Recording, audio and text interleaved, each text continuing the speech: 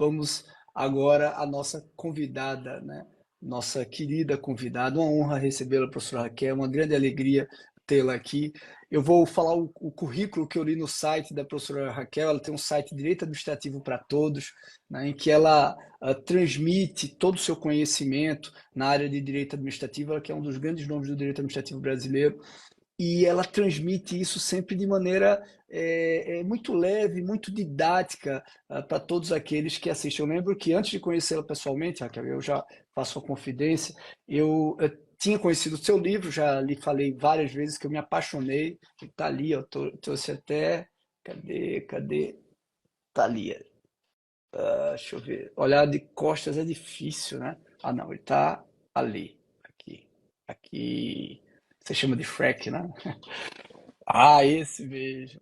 E eu me apaixonei por esse livro, fui para Bahia, né, conversando com o Ricardo Didier, falei, poxa, e ela é gente boníssima, cara, tal. E eu falei, pronto, então preciso conhecê-la. E aí eu cheguei em Brasília, eu lembro uma vez, estava encontrando com os amigos, aí falei, olha, encontrei um livro maravilhoso, umas colegas da EGU. Eu disse, poxa, eu tive um curso com ela semana passada, ela é sensacional, espetacular. Eu ainda vou conhecer essa mineira baiana aí, depois tive a alegria de conhecê-la. E aí adorei quando você colocou, deixa eu ler aqui o currículo resumido que você colocou no site. Cadê aqui? Eu anotei. Raquel Carvalho, antes de tudo, uma apaixonada pelo direito administrativo. Tem alma de professora e coração de advogada pública. É pesquisadora das estruturas do Estado e escritora por vocação. Sensacional. Sensacional. Parabéns, Raquel. E é essa grande autora, jurista, procuradora que eu trago aqui para a gente fazer essa nossa DR Live. Tá bom, pessoal? Tudo bem, Raquel? Seja muito bem-vinda. Sou eu quem agradeço, não é nenhum segredo que o professor Rony Charles hoje é referência na matéria de licitação e contratos administrativos em todo o país. Além de tudo, o Rony tem uma característica que é a da generosidade.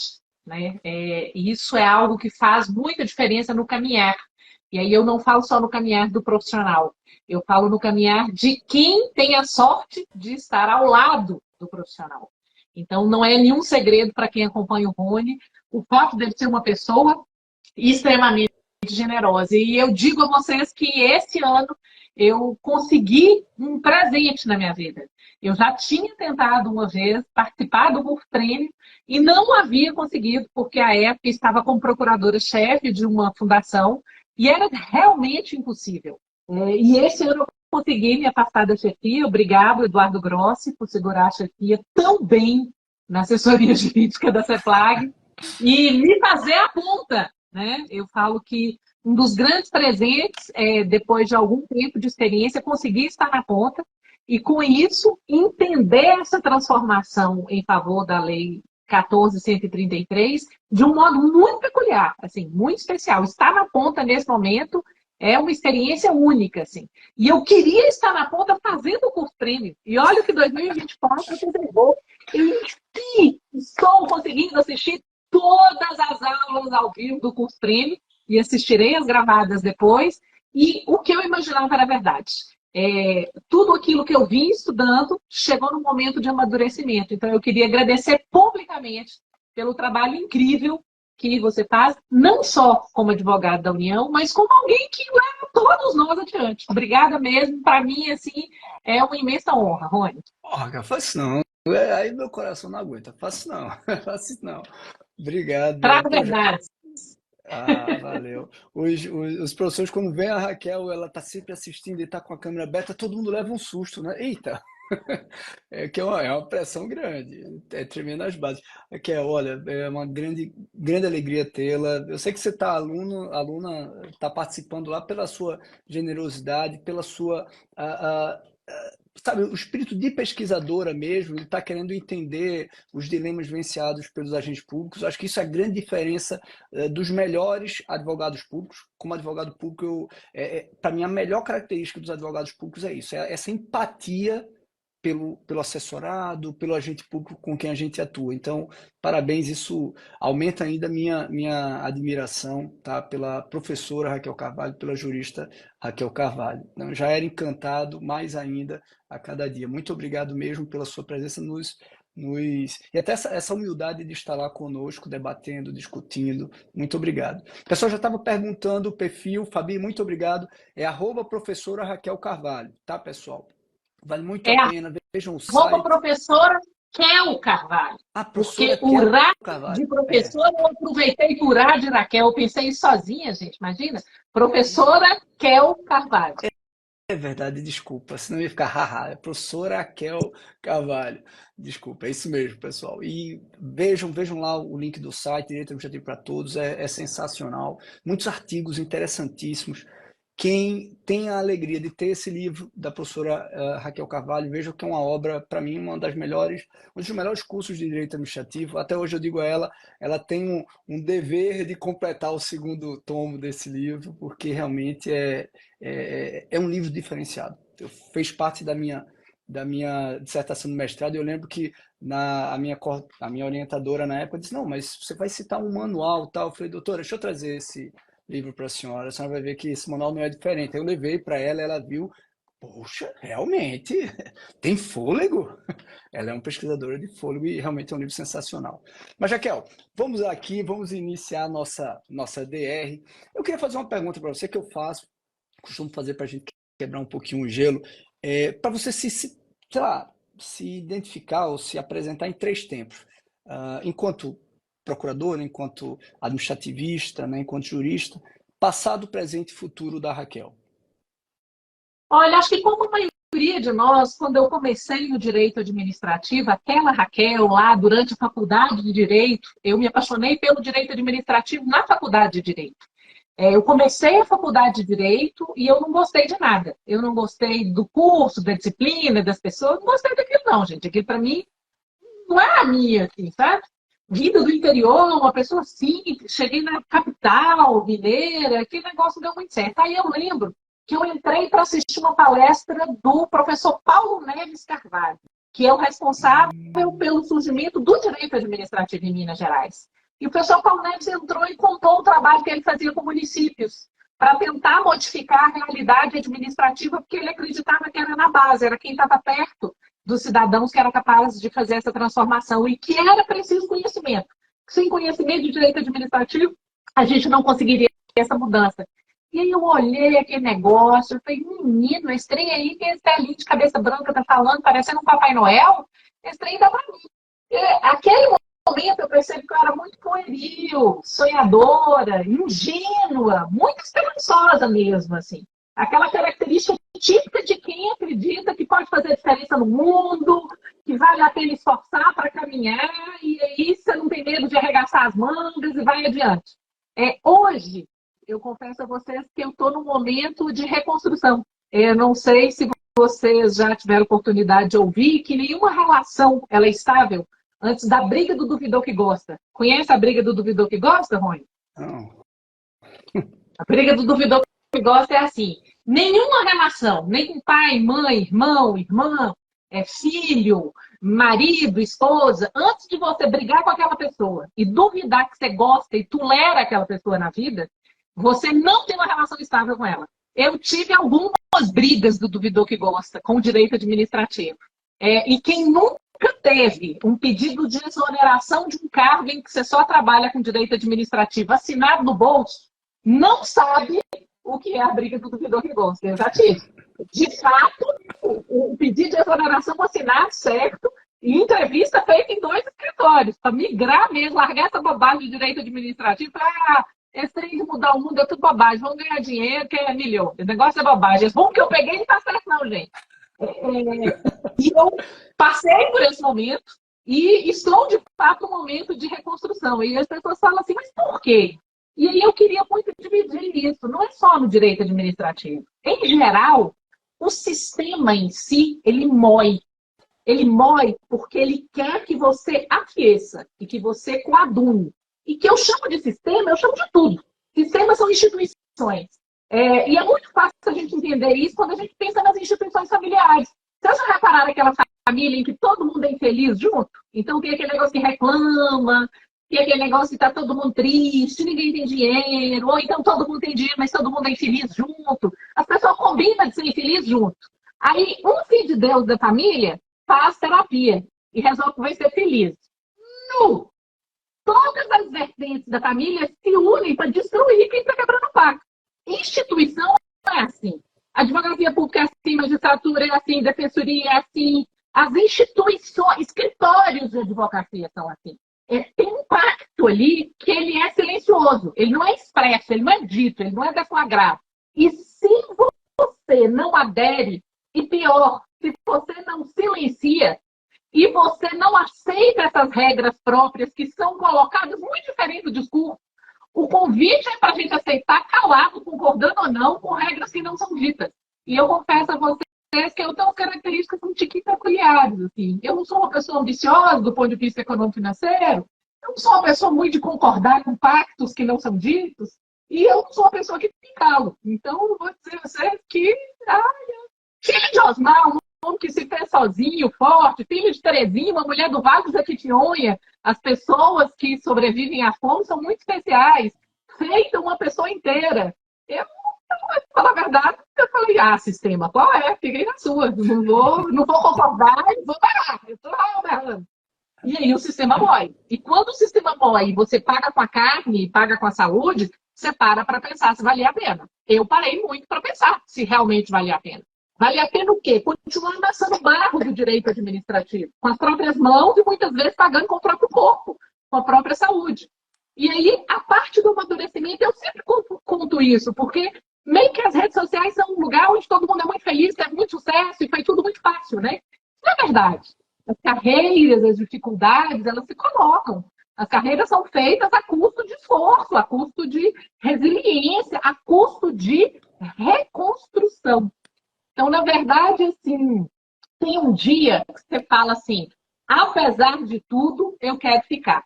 Sabe quando você apaixona por uma pessoa e fala assim, tem chulé, mas apesar do chulé, eu quero essa pessoa? É isso. Então, o direito administrativo, apesar do chulé, e apesar do sistema, e apesar de eu não gostar de muitas leis, e apesar e inclusive por isso. E aí é uma coisa que eu digo, amar não é gostar apesar de. Amar é gostar, inclusive. Então, hoje, eu posso dizer que é um momento de reconstrução, porque eu gosto, inclusive, da parte que não é só luz, que também é sombra do direito administrativo. E que, de repente, você se descobre continuando a escolher se tornar um administrativista. E aí, terminando para o futuro, o que eu escolho mesmo é me tornar. E aí eu quero dizer que meu lugar de fala é de mulher.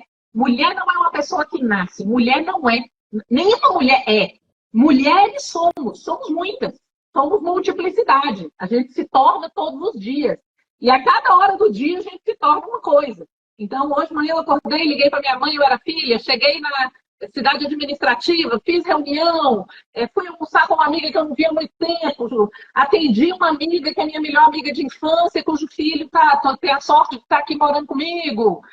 Conversei com meu namorado, aí se é namorada, professora, mandei uma mensagem para você falando que estava confirmado, que estava tudo ok. E administrativistas têm que escolher. Eu escolho continuar professora, eu escolho continuar estudiosa, eu escolho continuar aluna, eu escolho continuar caminhando, eu escolho arregaçar as mangas e correr atrás. E chega um ponto da vida, eu falo que passar dos 50 é um negócio incrível. Porque você descobre que realmente caixão não tem gaveta. E que a ambição que sempre me acusaram de faltar, que é a financeira, acaba abrindo espaço para outras ambições.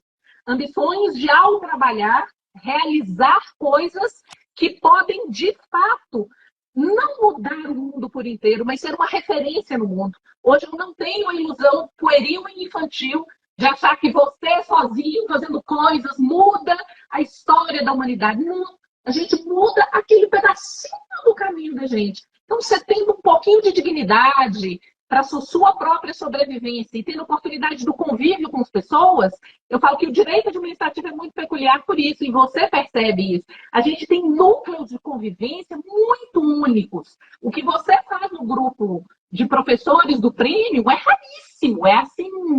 É uma coisa, é uma troca, é uma generosidade, e isso é raro. O próprio Instituto Brasileiro de Direito Administrativo, que esse ano fará o Congresso do IBDA aí na sua terra de João Pessoa. É isso que vale. O que vale na vida é troca, crescimento, queda e levantar, partilha, porque eu acredito que a gente significa os dias da gente é com isso.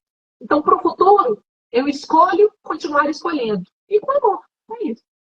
Puxa, Raquel, que coisa linda, que depoimento, como disse o Nélio, que depoimento lindo. Puxa, muito obrigado, muito obrigado mesmo. Coisa linda de Agradeço. ouvir. Já tá, vamos desligar, acabou a DR. Maravilhoso, parabéns. Parabéns, muito legal, porque acho que foi uma fala muito inspiradora, né? Acho que tem muito a ver com resiliência também, a capacidade da gente de ser resiliente para os problemas, para a realidade, perdendo essa visão purista, né, romântica de como as coisas funcionam. E, puxa vida, né, você falando e ficou vindo tanta coisa aqui na minha cabeça. Parabéns, parabéns. Eu sei da luta das mulheres. Meus pais são separados desde que eu tenho 6 anos. Eu vi o que é a luta que para a mulher é sempre mais complicada, é sempre mais difícil na nossa sociedade. Então, parabéns, parabéns por tudo. Vários professores aqui, você não está vendo os comentários, vários professores passaram me elogiando, dizendo que são seus fãs, né? E merecidamente seus fãs, porque você realmente é sensacional. Muito obrigado pela presença, por esse depoimento lindo, tá? Vamos lá, vamos falar de planejamento agora, né? Agora a aplicação obrigatória da nova lei, né? A turma acho que está passando aquela fase do medo, né? Do susto, está começando a reduzir um pouco a preocupação, a insegurança. Você acha que os órgãos já estão preparados? Ainda falta alguma coisa para eles? E eu queria já emendar uma segunda pergunta para entrar no nosso tema. Na sua opinião, em relação ao planejamento, quais foram as principais mudanças que a nova lei de licitações introduziu em comparação à legislação anterior? Olha, eu acho que ninguém está preparado para essa mudança do que ocorre. Eu acho, de verdade, assim. Boa. Eu, pessoalmente, detestei a mudança. E aí eu confesso, as pessoas falam, nossa, mas você está encarando isso de uma forma tão positiva. É para mostrar assim, que a gente consegue é, superar e além dos nossos impulsos, que são limitações. Eu tenho uma limitação muito grande com as coisas novas. Eu tenho amigas que falam assim, coisa impressionante, eu só gosto de coisa velha, né? Eu só gosto de coisa velha, gente. Eu gosto de carro velho, eu gosto de celular velho, eu gosto de gente velha, adoro velho. Eu adoro coisa velha, não gosto de nada de novo. Não gosto de trocar, não gosto de mudar. Moro no apartamento velho, eu gosto das roupas velhas. Essa roupa aqui é velha, tem, sei lá, 15 anos que eu tenho ela. O colarzinho é velho, já empretece o pescocinho, o brinquinho é velho, tem uns 20 anos. Coisa velha. Eu não gosto de lei velha.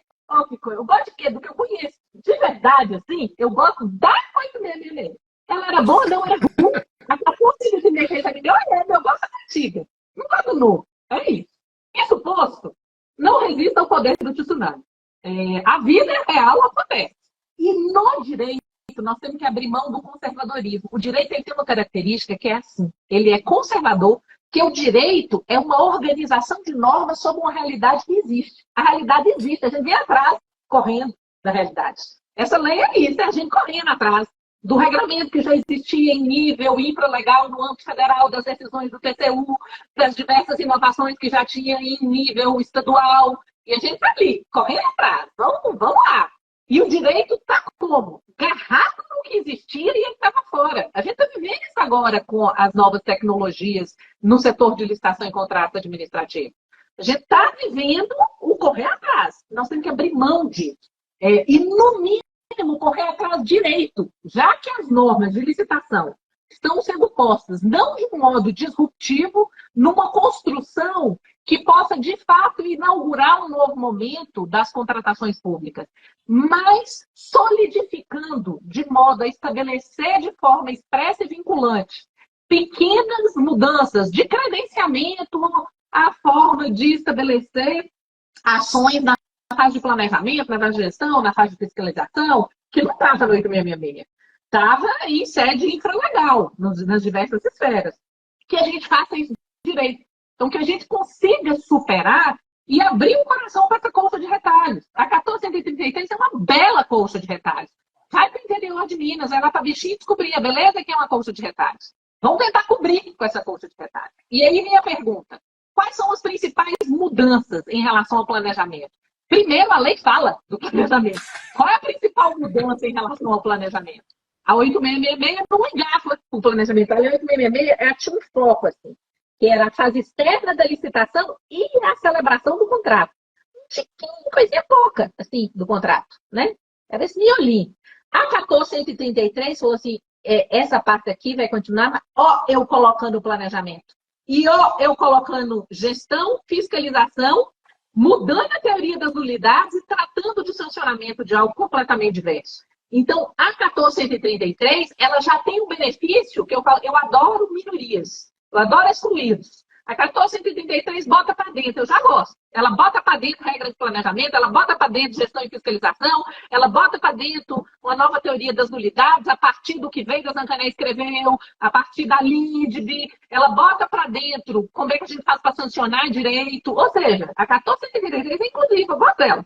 Eu gosto dela ter tratado do planejamento. E no planejamento, ela fala de atividades diversas.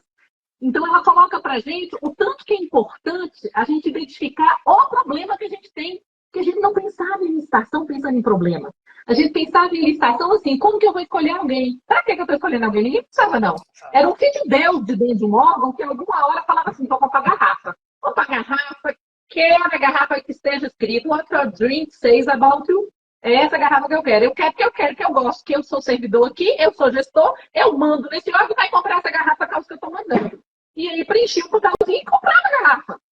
Quais eram os parâmetros, delineadores, limitadores do que os órgãos e as entidades administrativas compravam? Isso era a etapa da discricionalidade.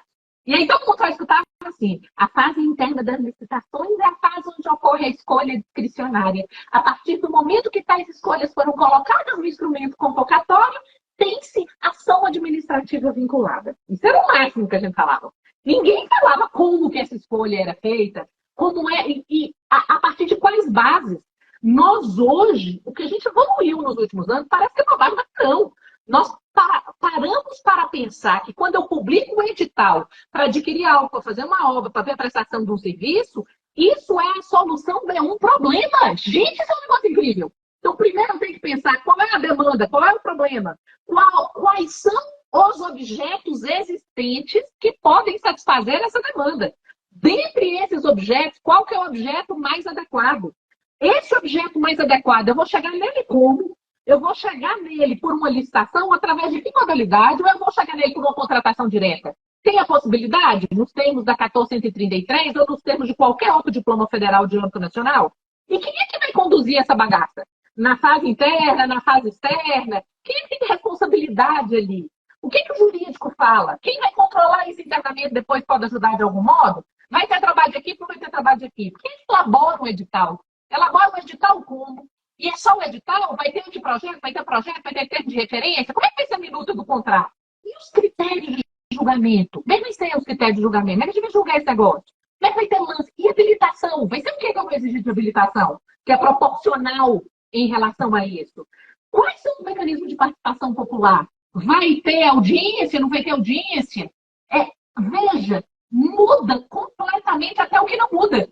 O que não muda é que, por exemplo, é uma fase de discricionariedade. Só que não é uma discricionariedade sem peias.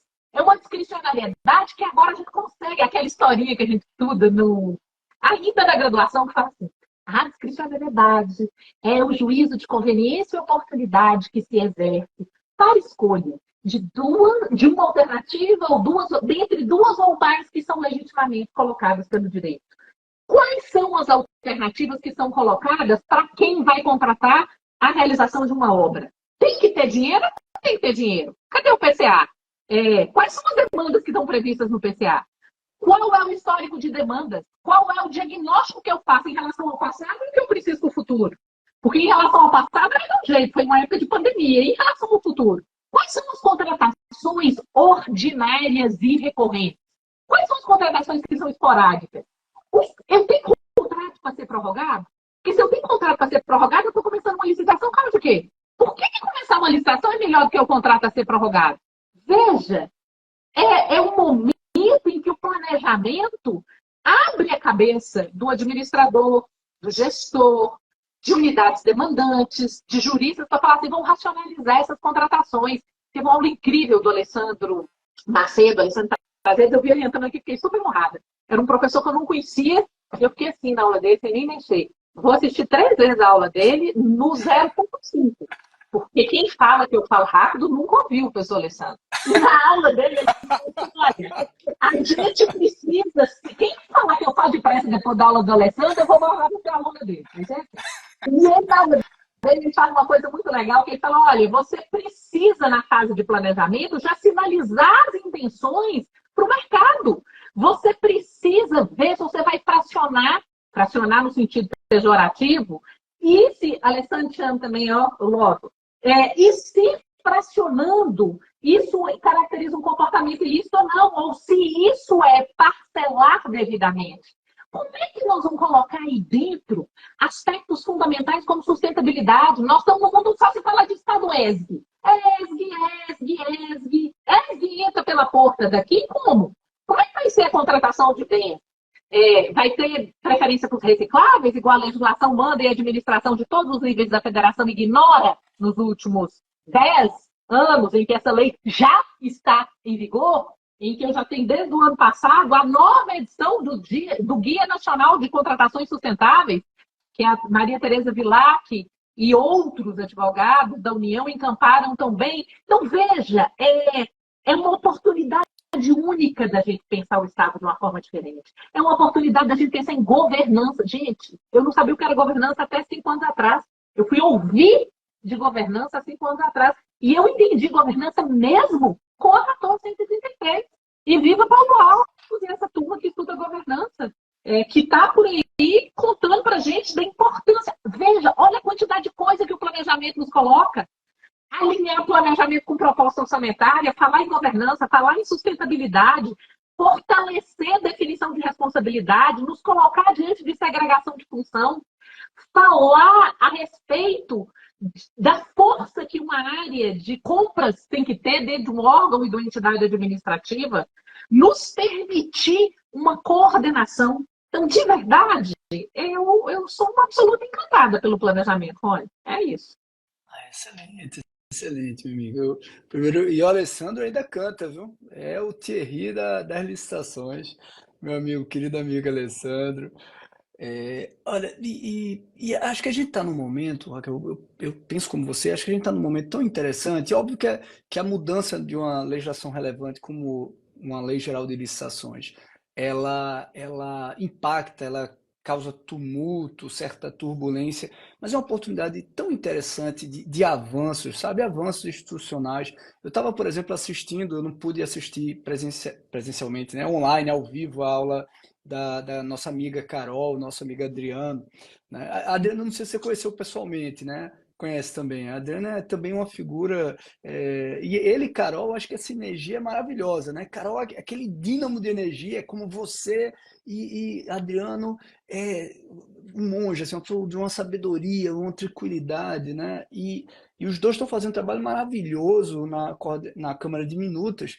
E eu fiquei encantado quando a Carol na sua aula contou a mudança que está sendo produzida agora nas minutas, que elas vão mudar totalmente a lógica do que foi feito lá nas primeiras comissões que eu participei. Agora não vai ser mais um modelo estático, vai ser um modelo montado através de uma árvore de decisão, que era algo que eu já defendia há alguns anos como necessário.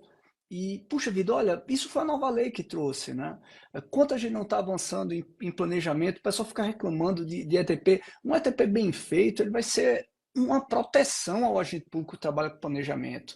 Ele vai resguardá-lo justamente por esse esforço que a professora Raquel muito bem colocou, né? Esse esforço de avaliar as soluções do mercado, quais as opções possíveis, que tipo de equipamento, que tipo de aparelho, com as informações que estão disponíveis naquele momento.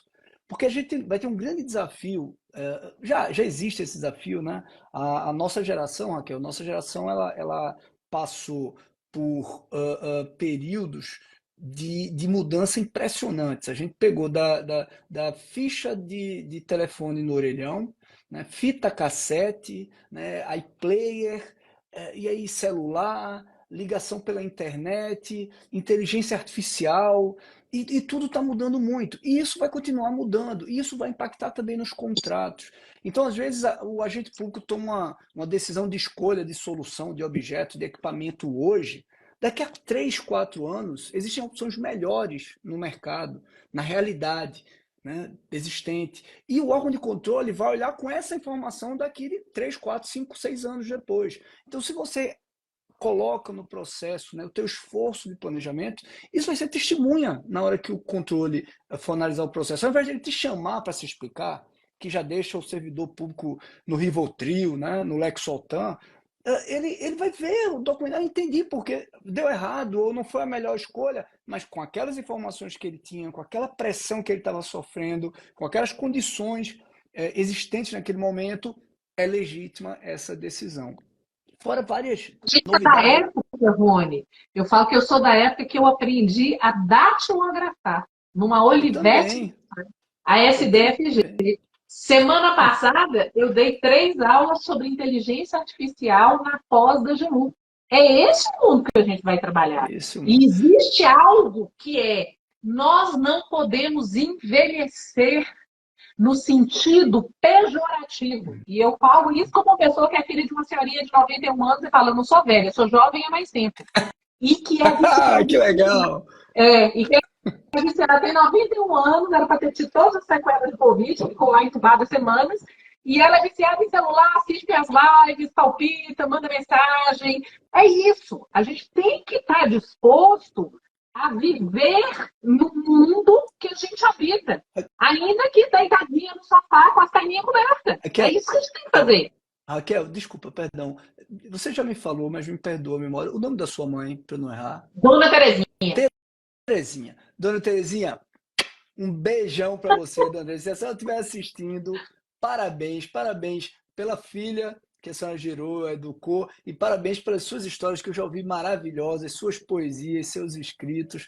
Parabéns pela grande mulher que eu ainda quero conhecer. Mas, por favor, pode Acho continuar, que o Raquel. Rony deu uma paradinha. Agora que você voltou, Rony. Pô, ela mandando um beijo para sua mãe. É justo. Olha, então, falando, a nossa geração é uma geração que teve essa resiliência, né? Passou por todas essas mudanças, inclusive as mudanças da própria legislação, né? De tecnologias. E eu acredito que a gente está no momento de aproveitar esse momento, usar toda essa experiência da administração pública nos últimos 20 anos para profissionalizar, para melhorar, para aperfeiçoar, aproveitar esse momento de turbulência para melhorar o nosso ambiente das contratações públicas. Então, você acha que a nova lei, com essas mudanças, ela acaba contribuindo para a transparência, para melhorar o processo licitatório? Você acha que ela sobretudo com a existência, né, dos artefatos, ela auxilia realmente as licitações? Ou, como alguns também defendem ou falam, ela traz mais burocracia e mais formalismo do que propriamente solução? Bom, eu vou começar fazendo uma observação em relação à transparência, que é assim. A transparência sempre foi um aspecto que a gente estudou no direito administrativo como uma decorrência do princípio da publicidade, que também incide nas licitações. E o objetivo que sempre se imputou a essa característica é vincular isso aos procedimentos como licitação, celebração de contratos, para evitar procedimentos viciados. A gente vive num país onde se repete, nós vivemos uma corrupção sistêmica, é preciso enfrentar aqui no Brasil, essa é uma das nossas maiores dificuldades. Eu sempre tenho cuidado de mencionar, e aí eu estudo corrupção, eu sou muito nova, sabe, gente? Mas fui muito precoce, eu estava no primário ainda e estudei corrupção. Eu estava lá no primário no início dos anos 2000 estudando corrupção e eu li um artigo de um professor norte-americano chamado Gerald Caden, e de uma então subprocuradora da República chamada Daisy Asper de Valdez. E eles estudaram sobre corrupção na América Latina e apresentaram uma série de conclusões que até hoje eu acho que a gente ainda não incorporou. Que a corrupção sistêmica não é uma característica de países em desenvolvimento ou de terceiro mundo, que isso é típico de instituições onde existe tanto dinheiro público como privado, que a corrupção na esfera pública não é maior que a corrupção na esfera privada.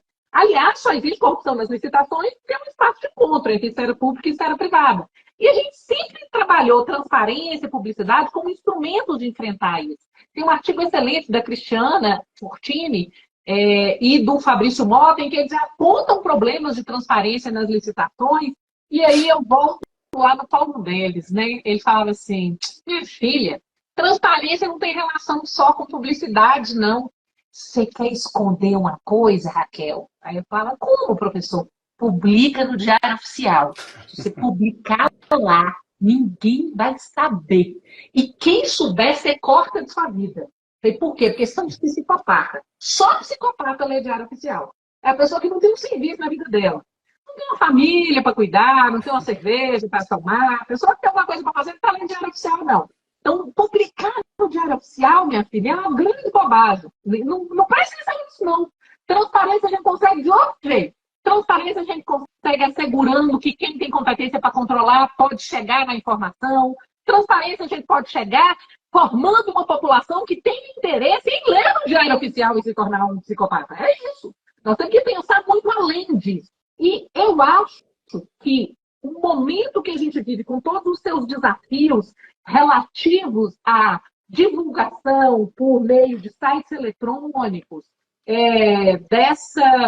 dessa coisa da tecnologia contemporânea, das novas tecnologias que surgem, que é um desafio, mas ao mesmo tempo é um espaço.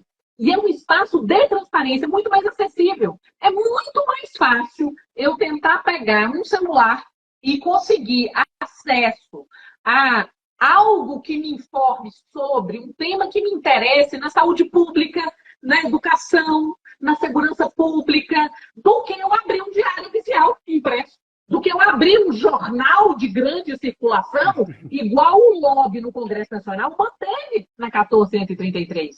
E que nós não temos jornais de grande circulação em municípios. Que diabos é isso de manter essa bobagem?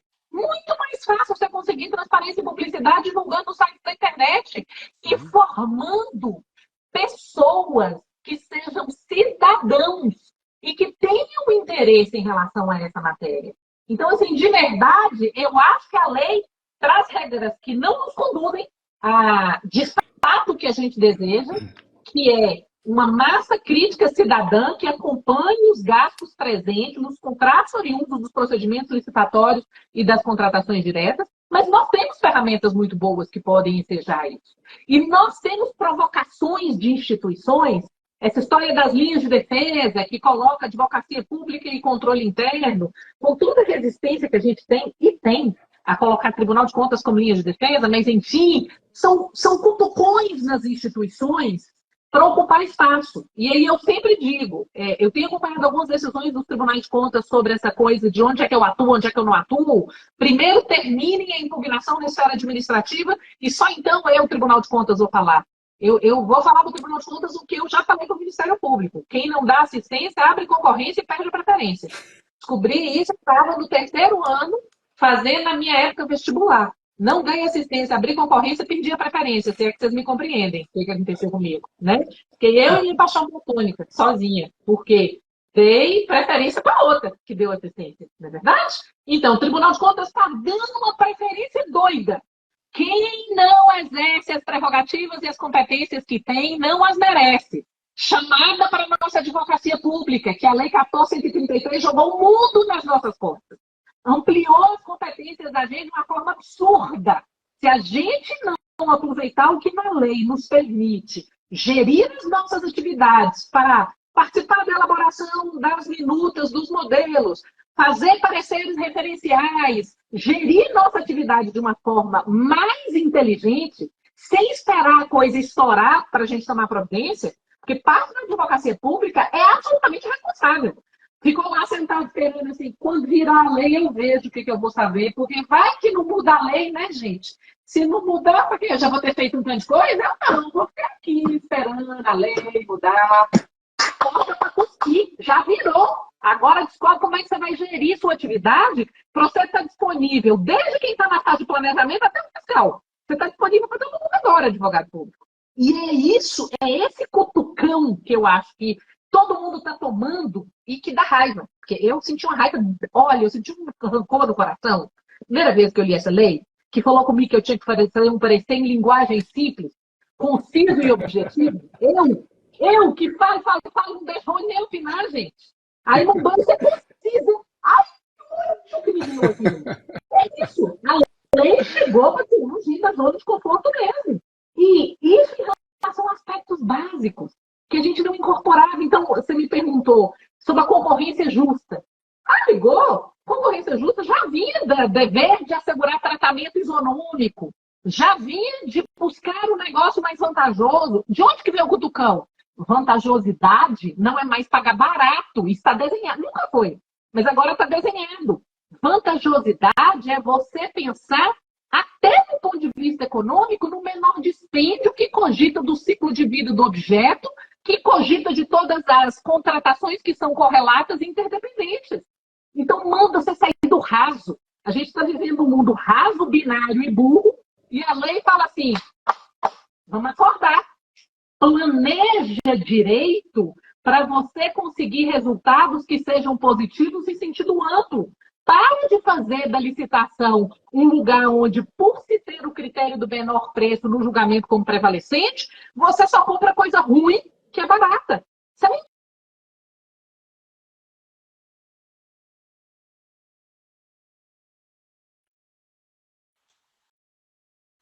sua visão sobre finalidades licitatórias. Pensem na sustentabilidade, pensem no desenvolvimento sustentável, pensem na inclusão. Então, eu acho que do ponto de vista tanto da transparência quanto da publicidade, coisa, vem muita coisa pela frente aí. Acho que eu dei uma travadinha, agora eu voltei. Acho que a lei nos permite muita atualização, desde os resultados do critério de julgamento até aspectos como objetivos da licitação. Perfeito, Raquel. Perfeito. Deixa eu te perguntar mais uma coisa, Raquel. Você tem feito um trabalho, está até com o Eduardo Grossi, né, que você já citou no início da nossa apresentação. Você tem feito um trabalho, acompanhado o trabalho de evolução da normalização aí no estado de Minas. Né? Tá vendo os desafios e está tendo essa atuação próxima. Eu acho maravilhoso quando a advocacia pública atua com empatia. Estava conversando com uma aluna premium que eu prezo muito, admiro muito, a Vanessa Mesquita, também é procuradora, e ela é como você, essa procuradora que tem empatia, vai lá e quer ajudar a construir o órgão assessorado. Acho que essa é a missão que a nova lei nos indicou, né? A gente participar, não ficar numa situação de crítico, simplesmente aqui atrás para dar o parecer, e essa advocacia pública, para a área de licitações, ela vai mofar. Ela precisa ser protagonista na área, na construção de soluções. Esse é o desafio para mim que a nova lei traz para a advocacia pública. Ela ocupa esse espaço, né, ocupar esse espaço de função essencial à justiça na construção, usando a expressão que você usa muito no seu livro de direito administrativo, né, a construção da juridicidade, né, de avaliar as soluções possíveis pelo nosso ordenamento, mesmo não estando claras no texto da lei, do decreto. E você está fazendo, acompanhando, auxiliando certamente os servidores mineiros nessa construção da nova lei no estado de Minas Gerais, e certamente está convivendo com diversos agentes públicos, não só da advocacia pública, né? Na tua opinião, quais são as principais competências e habilidades que esses profissionais que vão atuar na fase de planejamento eles devem ter para cumprir bem aquilo que a lei define? Olha, Rony, é muito curioso você me fazer essa pergunta. Para É a mim, voz que... Pronto, voltou. é muito curioso você me fazer essa pergunta exatamente no dia de hoje. Nós estamos trabalhando em um processo que exige o envolvimento de diversos setores na estrutura da administração pública. Então, muito além do jurídico, setor de compras, unidade demandante, unidade de pesquisa de preço, superintendência central daquilo outro, daquilo outro. E aí, eu reencontrei um amigo meu, da minha cidade de origem, que é do interior, e ontem ele virou e falou assim, não vou tomar uma cerveja? Eu falei, não vou. Ele falou, por quê? Eu falei, porque eu estou olhando um PR. Ele falou, qual é, Raquel? Domingo, você vai olhar um TR no domingo. Eu falei, sabe o que é? Quem encaminhou o TR trabalhou sexta, noite e sábado. Eu só tenho domingo para olhar, porque na segunda-feira nós temos uma reunião 9 horas da manhã. E entre a hora que eu olhar e as 9 horas da manhã, a subsecretária tem que checar e o superintendente do órgão tem que olhar. Então, eu trabalhei no domingo, de 10 da manhã às 7 da noite. A subsecretária, que você conhece, a Virginia Bragarense, meia-noite ainda estava fazendo comentários no PR. E o Jafé Jabu entrou até 2 da manhã, fazendo os comentários, porque hoje todo mundo estava dentro da cidade administrativa às 8 da manhã. E entramos numa reunião às 9 e saí da reunião só porque eu tinha live, para que eu tinha um trânsito para chegar em casa. E o pessoal ficou. Então, assim, a primeira coisa que eu acho que a lei nos exige de habilidade é trabalhem aqui. Acabou. Sabe aquele negócio do procurador dentro da salinha dele com a porta fechada? Isso sempre me impressionou muito do ponto de vista negativo.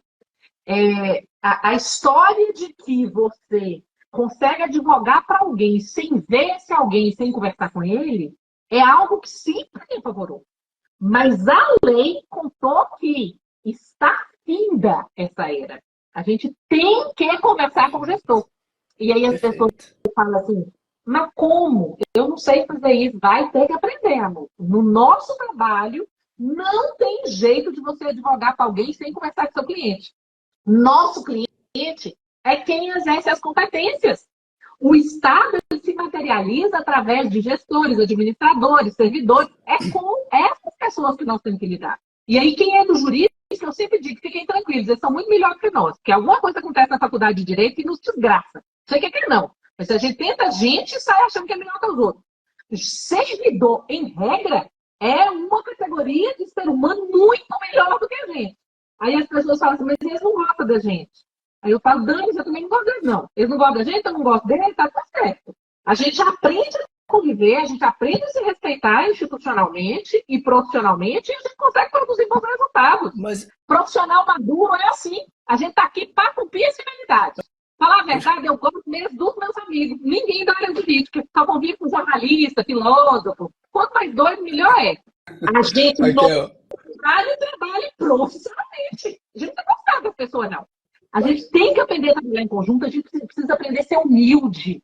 E quem trabalha com licitação tem um pezinho na arrogância. Tem pezinho em duas coisas, arrogância e preguiça. Preguiça do comigo não tá. É fulano que tem que fazer. Comigo não tá. Todo bando de Pôncio Pilatos. Largar a mania de Pôncio Pilatos. Pegar sua pasta, colocar debaixo do braço, entrar do lado do coleguinha e ver como é que nós vamos trabalhar juntos. Essas habilidades não são habilidades. Eu não estou falando só de estudar a lei, estudar a jurisprudência, estudar a doutrina, fazer o curso Rony, conversar. Não, isso é o básico. Eu estou falando além disso.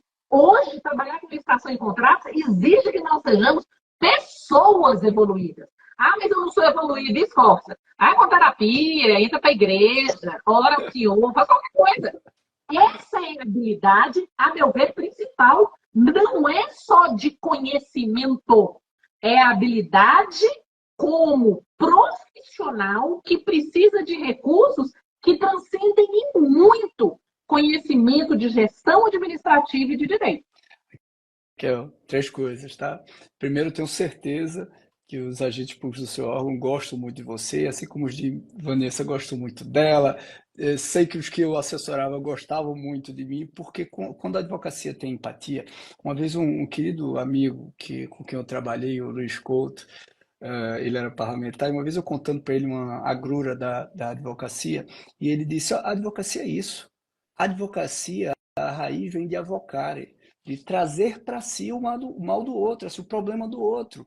E você tem que ter essa empatia de trazer para si o problema do outro. Como é que eu vou trazer para mim o problema do órgão assessorado se eu não falo com ele, se eu não confio nele, se eu desconfio nele, né? Então, acho que para ser advogado, a gente tem que ter essa empatia, e aí conversar, dialogar, participar. E o terceiro ponto é esse teu relato, né, de trabalhar no sábado. Isso a Globo não mostra, né? No sábado, no domingo, de madrugada. E eu vejo que isso é muito comum na área das licitações e das contratações públicas, até pela pressão, às vezes, pelo tempo, a necessidade administrativa. Por isso que eu defendo muito a proteção às tomadas de decisões, obviamente motivadas, justificadas. eu defendo muito que a punição pelo erro, ela é, na maioria das vezes, injusta. Não pelo desvio doloso, a corrupção, acho que deveria punir, mas punir severamente. Eu não vou nem falar como eu gostaria que fosse punido o corrupto. Mas o erro, né? Porque tem tanta gente boa na área de licitações, sobrecarregada, trabalhando sábado, domingo, e às vezes comete uma falha porque não tinha informação suficiente para tomar a decisão, não tinha estrutura, não tinha um assessoramento de um Raquel Carvalho, e acaba, obviamente, errando, né? E isso é analisado posteriormente por quem tem mais estrutura, mais informação. E a gente precisa, eu acho, equilibrar um pouco desse ambiente. Acho que a advocacia pública também vai ser um agente importante nesse jogo para equilibrar um pouquinho isso. Mas deixa eu ir para a última pergunta. O tempo passou rápido com você. Deixa eu ir para a última pergunta. Você acha que com essas mudanças na legislação, na fase de planejamento, nós vamos conseguir evitar os problemas frequentes que nós temos nas contratações públicas em relação à execução contratual, execução inadequada, licitantes que prometem execuções com características tais e não executam, obras inacabadas, todos esses problemas de baixa qualidade nos produtos, nos serviços, dos medicamentos que não chegam, né, dos materiais cirúrgicos que não estão nas mesas onde deveriam estar. Será que com melhor planejamento a gente vai conseguir superar esses problemas de execução contratual, esses gargalos que atrapalham tanto as políticas públicas e o atendimento de necessidade, dos mais necessitados do país?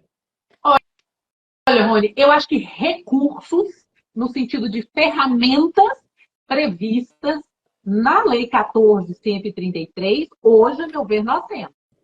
O que a gente precisa é, de fato, usar adequadamente as ferramentas. Exemplo, desde que eu iniciei o estudo por licitação e contrato administrativo, eu lembro do primeiro curso que eu dei de licitação em 1998 ainda. E eu lembro da gente falar, a maior dificuldade da licitação é que a administração não sabe definir, delinear adequadamente o objeto licitado. E aí eu lembro que eu dava um exemplo que era um hospital público necessitava comprar material de órtese e prótese. Só que quem pedia esse material não sabia descrever a espessura adequada das hastes, dos parafusos, dos pregos, aquilo que era material de órtese e prótese que ia para o pronto-socorro principal da cidade. Então, quando um ortopedista chegava para fazer uma cirurgia e ele estava estabilizando a fratura, aí ele entrava, por exemplo, com um parafuso. Só que a hora que ele entrava com o parafuso entrava com a minhoca, porque eles não tinham especificado adequadamente a espessura, o material, a quantidade. A gente tinha problema na definição do que era adquirido, de como a obra era realizada, de como o serviço era feito, desde sempre, nas décadas anteriores e anteriores e anteriores. Não é, todo mundo que trabalha com licitação sabe que esse é o nosso grande problema. Hoje, nós temos instrumentos. Pode fazer um anteprojeto e ter uma contratação integrada. A gente pode ter projeto básico, projeto executivo, termo de referência. A gente tem o ETP como um momento inicial de, diante do problema, você escolher qual é a solução mais adequada. Para depois você definir nessa solução quais são as características dela. Se a gente não souber usar adequadamente o que está na lei, não vai ter não. Um dos problemas mais recentes que a gente tem enfrentado é algo que tem tudo a ver com a gente não conseguir executar as propostas. E tem a ver com saber excluir a proposta que não pode virar a proposta contratada. Para isso, nós precisamos excluir tanto superfaturamento, que é gasto indevido, mas inexecuibilidade. Então, para excluir inexecuibilidade, eu preciso me esforçar muito numa pesquisa de preço. E aí, se quem faz pesquisa de preço não quer ir atrás do contrato, tal como ele foi firmado, fazer uma cesta de preços razoável e fica brigando, parecendo gente imatura, infantil, pirracenta, que só quer... eu só quero pagar o que está divulgado no catálogo. E o que está divulgado no catálogo, o cara faz, é teto. Não é nem o preço que é cobrado. Sabe se lá se contratou por isso? Deixa de ser preguiçoso. Acorda para cuspir. Vai fazer seu serviço. Ferramentas nós temos. Critérios indicativos nós temos. Já tinha. O TCU já falava isso há milhões de tempos. precisa ter uma cesta de preços variável. A gente precisa de várias fontes. A gente não pode conformar com uma fonte só.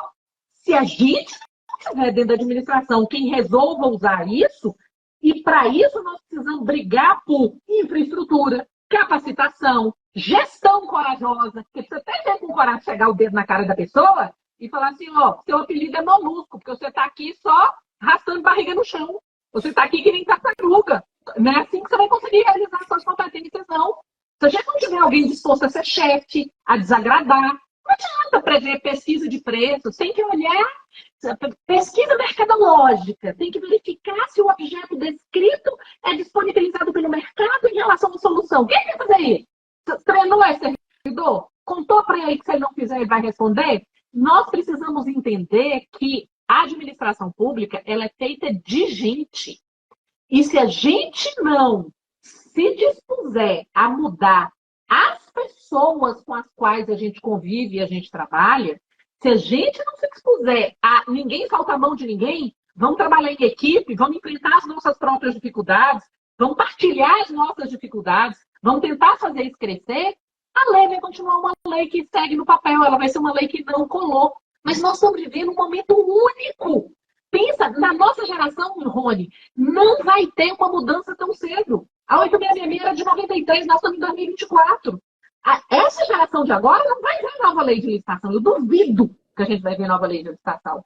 Então, vamos utilizar o que essa lei trouxe. Não é perfeita, né? Mas não. Ela é ruim, ela é ruim mesmo. Nem é boa, nem gosto tanto dela. Vamos pegar nossa colchinha de retalho e cobrir nossas pernas. A sociedade brasileira precisa da gente.